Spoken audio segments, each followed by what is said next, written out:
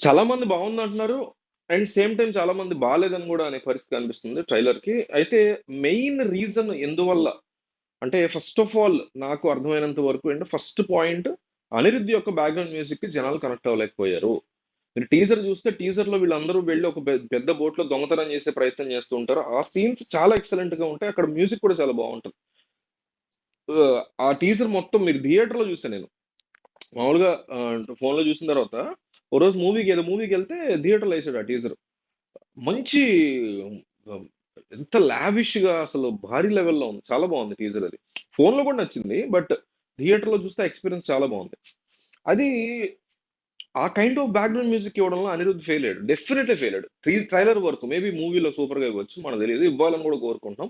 So అది first major foremost reason గా చెప్పుకోవచ్చు. రెండోది ఏంటంటే కొరటాల శివ ఆచార్య ఫ్లేవర్ మీకు విపరీతంగా అనిపిస్తుంది. ఆచార్యలో ఏదైతే రామ్ చరణ్ కి సంబంధించిన ఫ్లాష్ బ్యాక్ ఉందో, సోను సూద్ బ్యాక్ స్టాబింగ్, ఇక్కడ father NTR, Saif Ali Khan back stabbing అనేది ట్రైలర్ లోనే రివీల్ చేస్తాడు ఏకంగా. పోనీ సినిమాలో చేసినా ఆ రోజు ఏదో గొడవ చేస్తారు, ఫ్యాన్స్ తిట్టుకుంటారు, సినిమా హిట్ అవుద్దో ఫట్ అవుద్దో తర్వాత సంగతి. ట్రైలర్ లోనే ఈ విషయాలని రివీల్ చేసేయడంతో పాదఘట్టం ఈజ్ ఈక్వల్ టు సముద్ర సమ్ ప్లేస్ ఉంది కదా అట్లా, సముద్ర దీవో ఏదో ఆ ప్లేస్ లాగా అయిపోయింది. సో ఈ కంపారిజన్ పడిపోతుంది మీకు. ప్రతి ఫైట్, ప్రతి షాట్, సోను సూద్, రామ్ చరణ్ ఫోటోలు, ఇంకో పక్క సైఫ్ అలీ ఖాన్ ఫాదర్ ఎన్టీఆర్ ఫోటోలు, ఈ రెండు కూడా మీకు క్లియర్ గా కనిపించేస్తున్నాయి. అదొక సెకండ్ బిగ్గెస్ట్ ఫాల్ట్ కింద కన్సిడర్ చేయొచ్చు. మూడోది ఏంటంటే చాలా మంది ఫాదర్ ఎన్టీఆర్, సన్ ఎన్టీఆర్, కొడుకు ఎన్టీఆర్, తండ్రి ఎన్టీఆర్, ఈ రెండిటి కాన్సెప్ట్ వెంటనే అందరూ ఆంధ్ర వాళ్ళకి వెళ్ళిపోతారు. ప్రతి ఒక్కళ్ళు ఇప్పుడు ఆంధ్ర వాళ్ళ టూ అసలు నిజానికైతే టు బి ఫ్రాంక్ అసలు కంపేర్ చేయకూడదు. Different different stories, different different subjects. అది పూరి జగన్నాథ్ డైరెక్టోరియల్, అదంతా వేరు. ఇక్కడ ఏమి జూనియర్ ఎన్టీఆర్ కొడుకు ఎవరైతే ఉన్నాడో ఆంధ్ర వాళ్ళు మంచి కామెడీ చేస్తాడు, చాలా యాక్టివ్ గా ఉంటాడు, ఫైట్లు చేస్తుంటాడు.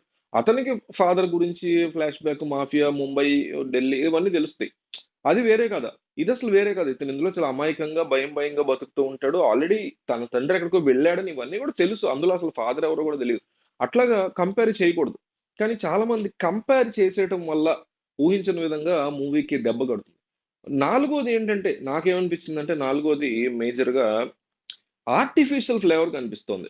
డెఫినెట్లీ సినిమాలో మీకు back drop, village back drop అనండి, కొండలు అనండి, కొండల మధ్య ఊళ్ళు అనండి, సముద్రం అనండి, ఫైట్ సీక్వెన్స్ల దగ్గర అనండి, ఏదో సెట్ వేసి చేస్తున్నట్టు లేకపోతే గ్రీన్ మ్యాట్ మీద చేస్తున్నారు అనేది చాలా సందర్భాల్లో బయటపడిపోయింది.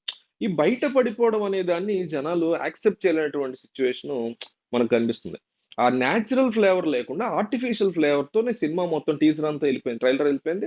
టీజర్ బాగుంది కానీ ఈ ఈ సీక్వెన్సే కాబట్టి టీజర్ అనేది ఓకేలే అనుకున్నారు. అక్కడ కూడా కాస్త ఆర్టిఫిషియల్ అనిపించిన, కానీ ఇక్కడ అట్లా లేదు. మొత్తం ట్రైలర్ అంతా కూడా ఆర్టిఫిషియల్ ఫ్లేవర్. వాళ్ళిద్దరు ఫైట్ చేస్తున్నటువంటి అమ్మవారు దేవుడు ఏరియా ఉంది అక్కడ, మొత్తం ఊరు కానీ ఎవ్రీథింగ్ అంత చాలా అన్నాయింగ్ అనిపించింది, అంత ఆర్టిఫిషియల్ ఫ్లేవర్ ఉండడం వల్ల. అండ్ మోస్ట్ ఇంపార్టెంట్ది లాస్ట్ ఇష్యూ ఏంటంటే మొత్తం సినిమా ట్రైలర్ అంతా కూడా ఈ సముద్రం, ఆ సముద్రం పక్కన ఉన్నటువంటి కొండలు, ఆ కొండల్లో ఉండేటువంటి ఊరు. దీని వరకే మొత్తం కవర్ అయిపోయింది మూవీ. మీకు బయట ప్రపంచం ఏమి కనిపించట్ల. కథంతా ఇక్కడే జరుగుతుందని అనుకుందాం కాసేపు. ఓకే. కానీ నీకు ఓషన్ అనేది ఈ సముద్రం యొక్క సీన్‌లు, సన్నివేశాలు ఏవైతే ఉన్నాయో, అవి ఒక లిమిట్ వరకు చూపిస్తే బావుండేది. ఎట్లా అంటే ఒక ఫస్ట్ ఓపెనింగ్ సీక్వెన్స్ సముద్రం చూపించడం, మధ్యలో ఎక్కడో ఒక షాట్, ఆఖరికి సముద్రం మీద సినిమా అనే దాన్ని హైలైట్ చేయడం వేరు. సినిమా మొత్తం సముద్రంలోనే అనేది ఒక ఫీలింగ్ వచ్చేసింది. అఫ్‌కోర్స్ ఇదేదో ఒక ఓషన్ థ్రిల్లర్ కింద మనం కన్సిడర్ చేస్తున్నాం గానీ, కంప్లీట్ ఫ్లేవర్ అంతా కూడా ఓషన్‌ని ఇక్కడే మీరు ట్రైలర్‌లో హైలైట్ చేసేస్తే మొనాటనీ వచ్చేస్తది. థియేటర్‌లో ఇక మొత్తం ట్రైలర్‌లో చూసిందే ఉంది గదా అని ఫీలింగ్ గూడా వచ్చే ప్రమాదం ఉంది. ఈ ఈ రీజన్ గూడా చిన్న రీజనే, మైనర్ రీజనే గావచ్చు గానీ, మేజర్ రీజన్ గాకపోయినా ఇది గూడా ఒక రీజన్ అనిపిస్తుంది. ట్రైలర్ అంతగా సూపర్ హిట్ అవ్వకపోవడానికని నాకనిపించింది. మీకు ఇంకేమనిపించింది ఈ ట్రైలర్ చూసినప్పుడు? మీకు నెగెటివ్స్ ఏమనిపించినాయి? పాజిటివ్స్ ఏమనిపించినాయి? క్లియర్‌గా రాయండి కింద. అసలు ఎందుకంటే చూడాలి. మన వాళ్ళు ఎట్లా అనుకుంటున్నారు? మీరేమనుకుంటున్నారు? అనేది ఒకళ్ళ కామెంట్స్ ఒకళ్ళు చూస్తే మనకి ఒక క్లారిటీ వస్తది. కాబట్టి వీలైనంత ఎక్కువ మంది కింద సినిమాలో మీకు అనిపించిన పాజిటివ్స్ ఏంటి? నెగెటివ్స్ ఏంటి? ఒకసారి క్లియర్‌గా రాయండి.